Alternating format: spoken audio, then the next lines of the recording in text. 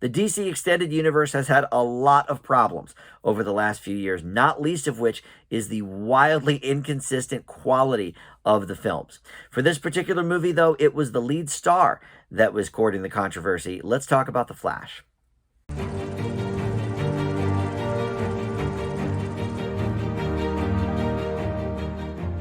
Hey guys, Dan here. This is Dan Reviews It. Welcome to my spoiler-free review for the new movie, The Flash. This is still playing in theaters right now, and it has not done that well. And I think part of that is, well, people might know James Gunn has come and taken over the DC universe. So most of these movies from the last year or so, the second Shazam movie, are not really going to matter in the grand scheme of things.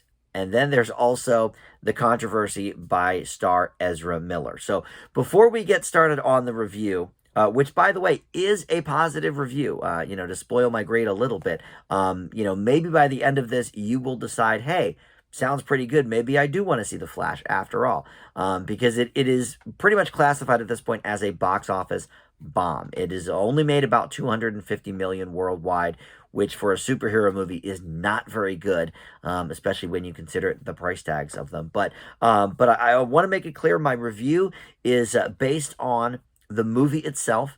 It is not based on Ezra Miller as a person.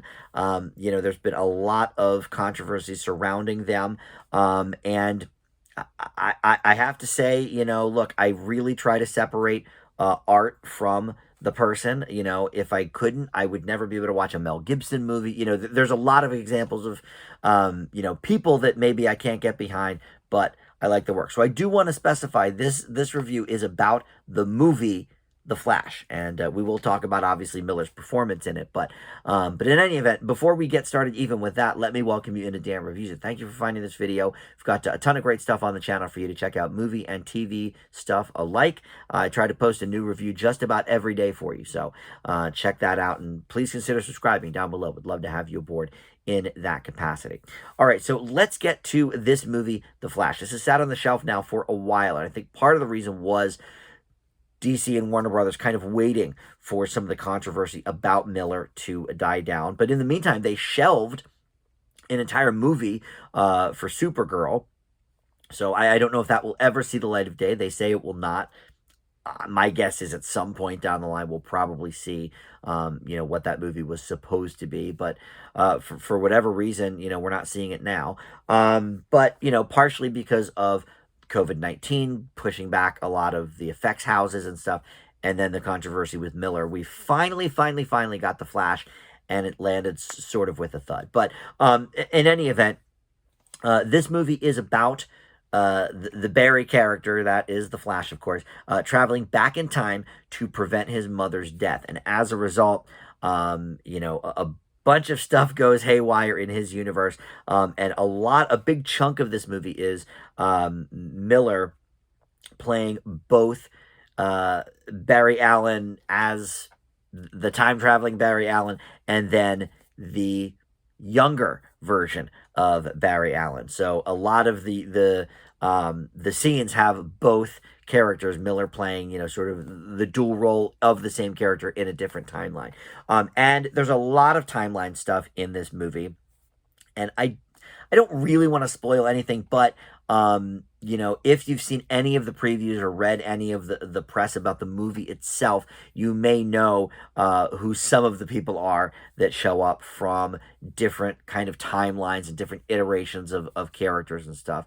We won't really get into that too much because, like I said, I like to keep my reviews fairly spoiler-free, but there's one major actor and major character revived here that you probably know about. But in any event, look, this is a really good movie. DC has been super inconsistent with the quality of their movies. I mentioned that up front. Wonder Woman is like way up here. The second Suicide Squad movie, kind of in that zone. The first Shazam movie kind of in that zone. And then like everything else is like really far down. I guess the one Batman movie was good. What was that? Batman v Superman was bad. Not that one. The Robert Pattinson Batman, but that's not part of this universe, so you can't even really count that, I guess. And it wasn't great. I gave it a B. But That's a huge problem with DC, and I think that's why James Gunn has sort of been tapped to take this in a solidified direction, because the movies are all over the place. But I will say now, this is one of the better DC films. Let's talk about Ezra Miller first, and like I said, not the person, but the actor. He is well, I shouldn't say he. I apologize. They are non-binary, so they are excellent in the title role. I don't have a huge history with the Flash. I know that there's the show, and then there was the old show from the '90s. But from what I've seen because of the movies, Ezra Miller is my Flash, and they are outstanding in this role. And not only, like I said, is it one Barry Allen, but there's two, so they are doing double duty, and each one really, really is very specific in the performance. Miller is not just doing the same character, for both. Like, I was thinking about some of the other people in film who've done that, and Back to the Future gets a few callbacks in this movie in, a pretty humorous way.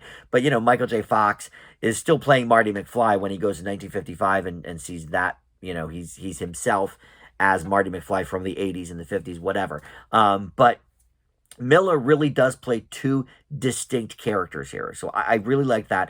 The timeline stuff, I will say, when we get into the multiverse stuff, I do get thrown a little bit. I find it slightly hard to follow. Some movies do a better job of explaining it than others. In fact, the one classic actor that returns for this movie that I don't want to spoil explains it actually pretty well, using using a spaghetti dinner that he's making. But I think it's almost impossible to do it where some logic gaps are not going to happen. So all right, we can expect that. But I think the way they did it was actually very cool. And even if the final sort of battle sequence does kind of collapse under its own weight, it's still very fun to watch, and interesting enough that you kind of don't worry about the specifics and the semantics of it. But I do think they do a pretty good job still with that kind of multiverse theory. And look, there's a lot of multiverse movies out now. Obviously, this was supposed to come out, maybe like a year ago or something. So before some of the other ones that have come out since. Probably it was supposed to come out before Doctor Strange and the multiverse. I don't know. But so maybe people are a little bit over multiverses. That maybe kept some people from the theater. I don't know. But I think they did a really good job with it in this movie. And there has been criticism about some of the CGI effects, especially when the Flash is like running. And I get it. Maybe it doesn't look completely smooth. Maybe there's no perfect way to kind of do that and sort of show how fast he's going, with everything kind of whizzing around him.